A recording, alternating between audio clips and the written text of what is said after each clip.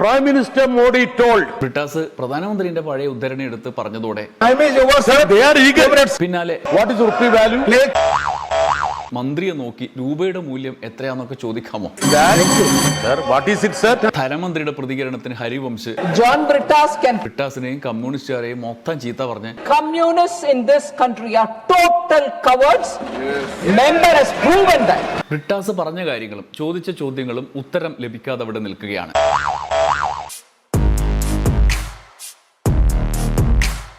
നമസ്കാരം. തോല എന്താണ് തോല? കഴിഞ്ഞ ദിവസം രാജ്യസഭയിലെത്തിയൊരു ബില്ലാണ് the taxation and other laws അമെൻമെന്റ് ബിൽ.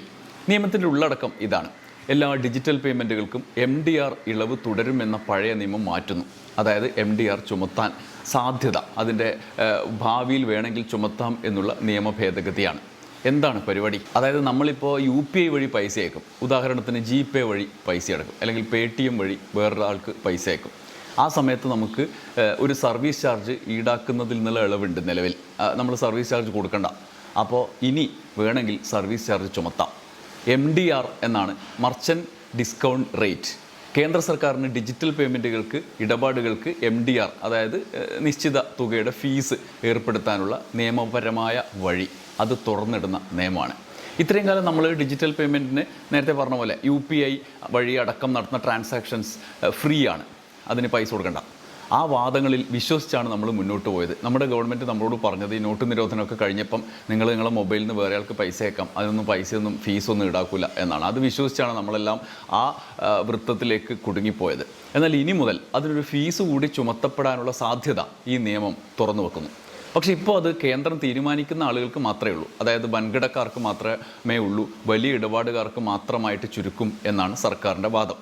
അതിന് പിന്നിൽ ഉള്ള നിയമത്തിൻ്റെ കാര്യമാണ് ഇപ്പോൾ ബില്ല് വഴി നമ്മുടെ മുമ്പിലേക്ക് തുറന്നിടുന്നത്. ഇതിൽ മറ്റൊരു നിഗൂഢത കൂടിയുണ്ട്. UPI ഇടപാടുകളിൽ ഫീസ് ഈടാക്കാനുള്ള നിർദ്ദേശം US-ൻ്റേതാണോ അമേരിക്കയുടേതാണോ എന്നുള്ളതാണ്.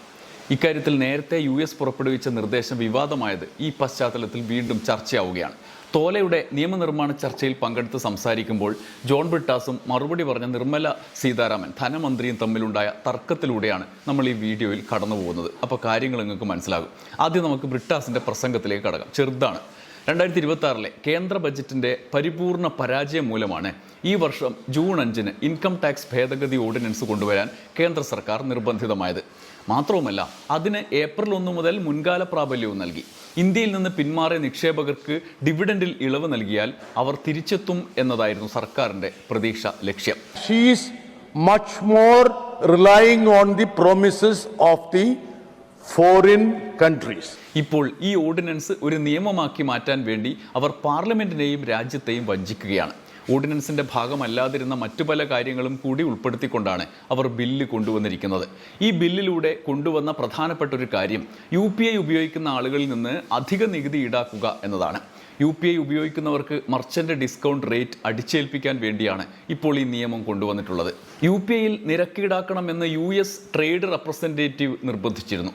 അതേ സമ്മർദ്ദം ബ്രസീലിന് മേൽ ചെലുത്തിയിരുന്നു. അവർ അതനുസരിച്ചില്ല. There have been insistence on the part of US trade representative that you need to charge UPI. The same pressure was exerted on Brazil. They didn't heed them. അതൊരു ഗൗരവമുള്ള പശ്ചാത്തലമാണ്. ബ്രിട്ടാസ് പറയുന്നത് US-ൻ്റെ ഭാഗത്തു നിന്നുണ്ടായ ഒരു സമ്മർദ്ദമാണ്. UPI വഴിയുള്ള ട്രാൻസാക്ഷൻ US അടക്കമുള്ള രാജ്യങ്ങളിലെ ചില വമ്പൻ US കമ്പനികളെ പ്രതികൂലമായി ബാധിച്ചിട്ടുണ്ട്. നിങ്ങൾക്കറിയായിരിക്കും, വിസ കാർഡ് അടക്കമുള്ള കമ്പനികൾക്ക് ഇപ്പം നമ്മളിപ്പോൾ കാർഡ് ഉപയോഗിക്കുന്നില്ലോ, കംപ്ലീറ്റ് UPI വഴിയല്ലേ ഉപയോഗിക്കുന്നത്. അപ്പോൾ അത്തരത്തിലുള്ള കമ്പനികളുടെ സമ്മർദ്ദമാണോ എന്നുള്ളതാണ് ബ്രിട്ടാസിൻ്റെ ഈ ചോദ്യത്തിൽ നിന്ന് നമ്മുടെ മുന്നിലേക്ക് വരുന്ന ഒരു സംശയം. ഇപ്പോൾ സർക്കാരിൻ്റെ നയം പൂർണ്ണമായും മാറ്റപ്പെടുകയാണ്. ഈ നിയമനിർമ്മാണത്തിൽ UPI ബുദ്ധിപൂർവ്വം ഉൾപ്പെടുത്തിയിരിക്കുന്നു. Now the policy of the government is completely being upended, and she has cleverly brought in the UPI component in this piece of legislation. Madam, ബഹുമാനപ്പെട്ട പ്രധാനമന്ത്രിയുടെ പ്രസ്താവന എന്തായിരുന്നു എന്ന് നോക്കൂ. ഞാൻ അതിവിടെ ഉദ്ധരിക്കാം. 2023 ഫെബ്രുവരിയിൽ ആദ്യ G20 ധനമന്ത്രിമാരുടെയും സെൻട്രൽ ബാങ്ക് ഗവർണർമാരുടെയും യോഗത്തിൽ പ്രധാനമന്ത്രി മോദി പറഞ്ഞത് ഇന്ത്യയുടെ ഡിജിറ്റൽ പേയ്മെന്റ് ആവാസ വ്യവസ്ഥ ഒരു സൗജന്യ പൊതുസ്വത്തായി വികസിപ്പിച്ചതാണ് എന്നാണ്. അതുകൊണ്ട് നിലവിലെ ബിൽ ഇന്ത്യയുടെ തത്വത്തിന് എതിരാണ്. Prime Minister Modi told first G20 finance ministers and central bank governors in February 2023 that India's digital payment ecosystem had been developed as a free public good. Thus, the current bill goes against the principle of India. The government policy from 2017 to 2025 was to keep digital payment charges away from merchants and consumers. 2017 മുതൽ സർക്കാരിന്റെ നയം digital payment ചാർജുകൾ വ്യാപാരികളിൽ നിന്നും ഉപഭോക്താക്കളിൽ നിന്നും ഒഴിവാക്കുക എന്നതായിരുന്നു.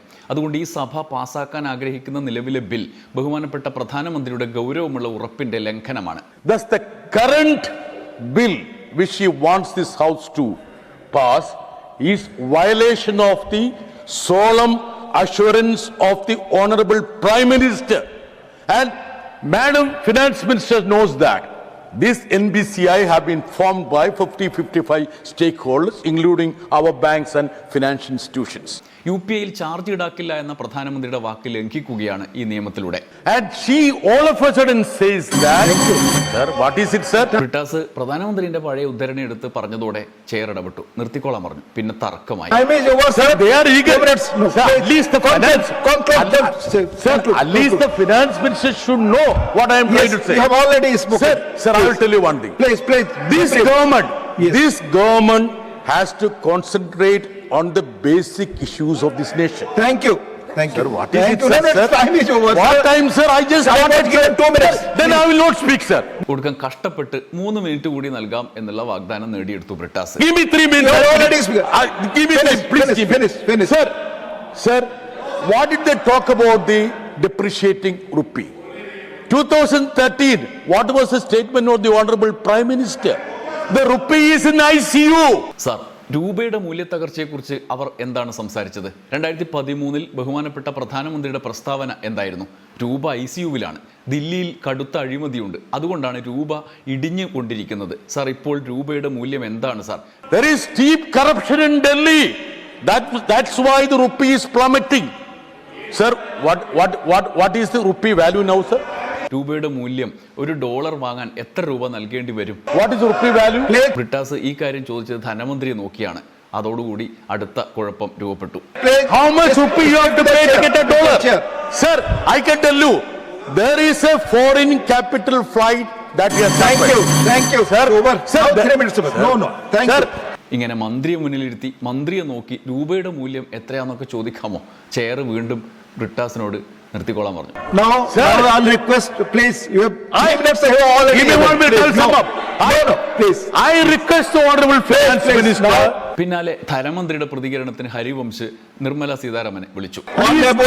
Honorable and Finance explain to the Minister nation Nirmala Sitharaman why need to they- reply the discussion. ധനമന്ത്രി എന്താണ് പറഞ്ഞത്? ബ്രിട്ടാസിനെയും കമ്മ്യൂണിസ്റ്റുകാരെയും മൊത്തം ചീത്ത പറഞ്ഞ് Nirmala Sitharaman സമാധാനപ്പെട്ടു. John Brittas can please stay here if he wants to hear one line, sir. Yes, That's I a told him. typical communist style. Blast everybody with not facts. Twist the facts and do something, and also demand my right, I have to speak, all that. And when actually the replies are going to be given to them point by point, they don't have the courage. Cowards! Communists in this country are total cowards. Member has proven that. They can't face facts, but they will go on filibustering, making noise. I have a right. They don't have a right to listen. When the reply is given, I feel like saying it's my right to stand up and reply. I honor every member for whatever they say and reply taking their names. Honorable John Brittas should stay here to hear the reply, because he has been creating confusion all over, not just here but in the country, because that's the tactics the communists adopt. പക്ഷേ ഉന്നയിച്ച പ്രശ്നത്തെക്കുറിച്ച് പറയാൻ അപ്പോഴും തയ്യാറായില്ല. Total നുണയാണ് എന്ന് പറഞ്ഞ് തടികേച്ചിലാക്കി ധനമന്ത്രി. മാത്രമല്ല, ഈ ബിൽ നിയമമാകുന്നതോടെ UPI വഴിയുള്ള ട്രാൻസാക്ഷനുകൾക്ക് ചാർജ് ഈടാക്കാനുള്ള സാധ്യത തുറക്കപ്പെടുകയും ചെയ്തു. ഇപ്പോൾ സാധാരണക്കാർക്ക് ഫീസ് ഈടാക്കില്ല എന്നാണ് ധനമന്ത്രി പറയുന്നത്. Total lies, sir. I'm sorry, lies may not be parliamentary untruths. Brittas പറഞ്ഞ കാര്യങ്ങളും ചോദിച്ച ചോദ്യങ്ങളും ഉത്തരം ലഭിക്കാതെ അവിടെ നിൽക്കുകയാണ്. തൽക്കാലം പൊതുവായ ഒരു കാര്യം പറഞ്ഞ് ഫീസ് ഈടാക്കില്ല എന്ന് പറഞ്ഞ് നിർമ്മല സീതാരാമൻ ഈ ചർച്ചയിൽ നിന്ന് മാറിപ്പോയി. എന്നാൽ നിയമം അതിനായുള്ള വഴി തുറന്നതോടെ എന്തെല്ലാം എങ്ങനെയെല്ലാം നടപ്പാക്കപ്പെടും എന്നുള്ള ചോദ്യം അവിടെ ഉയരുന്നുണ്ട്. അതിലാണ് നമുക്ക് വ്യക്തത വേണ്ടത്. പക്ഷേ അതുണ്ടായതുമില്ല. എന്തൊക്കെ സംഭവിക്കും എന്ന് കാത്തിരുന്ന് കാണാം. മുൻ അനുഭവങ്ങളാണല്ലോ നമ്മളെ നയിക്കുക. നന്ദി, നമസ്കാരം.